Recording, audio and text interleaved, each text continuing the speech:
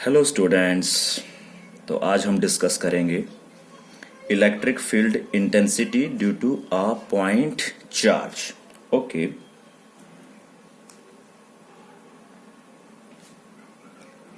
Topic है हमारा electric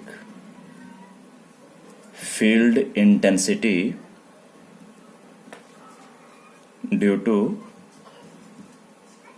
अ point charge. ये हमारा सिंगल चार्ज होने वाला है, बहुत छोटा, इसका साइज बहुत कम होने वाला है, पॉइंट साइज।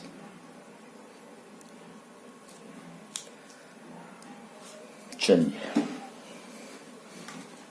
अब हम सबसे पहले क्या करने वाले हैं, एक कोऑर्डिनेट सिस्टम बनाएंगे, X Y Z coordinate system बनाएंगे कुछ इस तरह,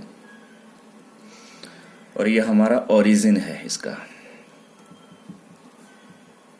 ओ, तो हमने क्या करना है, हमने एक पॉइंट चार्ज लेना है।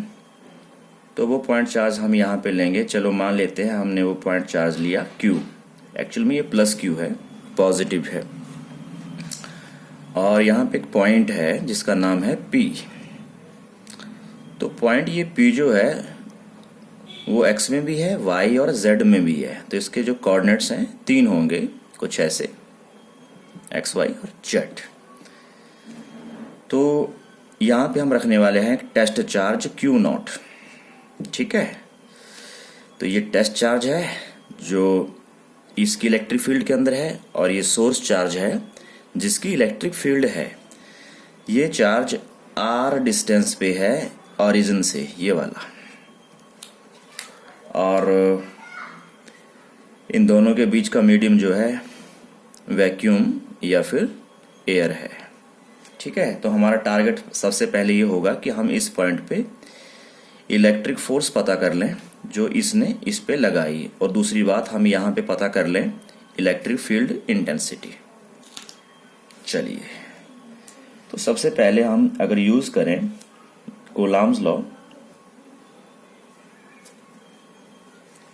इसके पॉइंट ऑफ व्यू से जो फोर्स आने वाली है किस पे, Q0 पे, किसकी वजह से, प्लस Q की वजह से, वो आने वाली है F। तो उसमें फॉर्मूला है K। पहला चार्ज Q1, उसकी रिप्लेसमेंट हम कर लेते हैं प्लस Q से। दूसरा चार्ज जो कूलॉम लॉ में है उसकी रिप्लेसमेंट हम कर लेते हैं टेस्ट चार्ज Q0 से, और यह हमारे पास आ गया उनके बीच का डिस्टेंस का स्क्वायर। तो हम इसे थोड़ा सा कुछ ठीक से लिख लें ऐसे करके। ओके, तो ये हमने फोर्स जो बताई वो सिर्फ हमने मैग्नीट्यूड में ही बताई है, यानी सिर्फ वैल्यू हमने निकालनी होती है इस रिलेशन से, जिसमें डायरेक्शन का कंसेप्ट अभी तक नहीं बताया। लेकिन अगर हम इसे वेक्टर फॉर्म में लिखें, इसी फोर्स को, जो फोर्स एक्चुअल में वेक्टर है ही, तो कैसे लिखें, Q0 डिवाइड r²। अब इस पॉइंट पे जो फोर्स लगती है वो लगती है किस डायरेक्शन में, O to P। तो हम यहाँ लिख देते हैं, डायरेक्शन भी मेंशन कर देते हैं, फ्रॉम O to P। तो देखिए ये हमारे पास है force on test charge due to plus Q and it is in vector form, ये फॉर्म है। चलिए, अब हम यहाँ पे इलेक्ट्रिक फील्ड इंटेंसिटी निकालेंगे। तो इलेक्ट्रिक फील्ड इंटेंसिटी का जो फॉर्मूला रहेगा वो रहेगा E vector equals force vector divide by test charge. और हमारा इस बार टेस्ट चार्ज काफ़ी छोटा है, जैसे कि हमने स्टडी किया है। ये जब ये छोटा रहेगा तो ये सोर्स चार्ज की फील्ड को बहुत ही कम अफेक्ट करेगा। तो हम कह सकते हैं बहुत नेग्लिजिबल अफेक्ट करेगा। तो ये जो फोर्स का जो इसमें पॉइंट है, तो हम यहाँ से पॉइंट निकाल लेंगे कि Q0 डिवाइड बाई r², कहाँ से कहाँ, फ्रॉम O to P, और डिवाइड यह हमारा आ गया Q0। Automatically these are same terms, Q0 are same terms, this will be cut.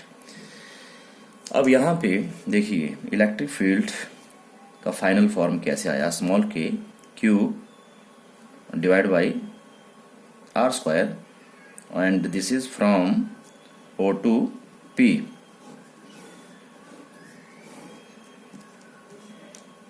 और ये वेक्टर आ गया हमारा। तो जो हमारा रिजल्ट आ रहा है इलेक्ट्रिक फील्ड इंटेंसिटी का वो वेक्टर फॉर्म में है। तो जो डायरेक्शन फोर्स की रहेगी Q नोट पे, वही डायरेक्शन जो है इलेक्ट्रिक फील्ड इंटेंसिटी की भी रहेगी इस पॉइंट पे, यानी कि वो इस पॉइंट पे इस डायरेक्शन में होगा। तो जो ये रिजल्ट हमारा आता है, यहाँ से एक बात तो क्लियर हो जाती है, अगर हम डिस्टेंस के साथ इलेक्ट्रिक फील्ड इंटेंसिटी को थोड़ा सा ऑब्जर्व करते हैं कि कुछ ऐसे करके इलेक्ट्रिक फील्ड इंटेंसिटी और स्क्वायर ऑफ डिस्टेंस के बीच में रिलेशन है। तो इससे आप कह सकते हैं कि अगर यहाँ इसके अकॉर्डिंग या फिर इसके अकॉर्डिंग अगर हमारा इंक्रीज करता है R, तो हमारा R² भी ऑटोमेटिकली इंक्रीज करेगा। अगर R² इंक्रीज कर गया तो हमारा जो QQ/R² रेशियो है वो डिक्रीज करेगा, और जब ये डिक्रीज कर गया तो इलेक्ट्रिक फील्ड इंटेंसिटी भी डिक्रीज करेगी। तो कुल मिला के ये 2 पॉइंट्स हैं हमारे सामने कि अगर R हमारा इंक्रीज करेगा तो हमारी इलेक्ट्रिक फील्ड इंटेंसिटी उस पर्टिकुलर पॉइंट पे डिक्रीज करेगी। ठीक है। और एज यूजुअल ये जो भी इलेक्ट्रिक फील्ड इंटेंसिटी आपकी आएगी, अगर हम इसे बात करेंगे SI सिस्टम के अंदर, तो हम यहाँ से पता कर सकते हैं न्यूटन पर कूलम। तो ये न्यूटन पर कूलम में लिखी जाएगी।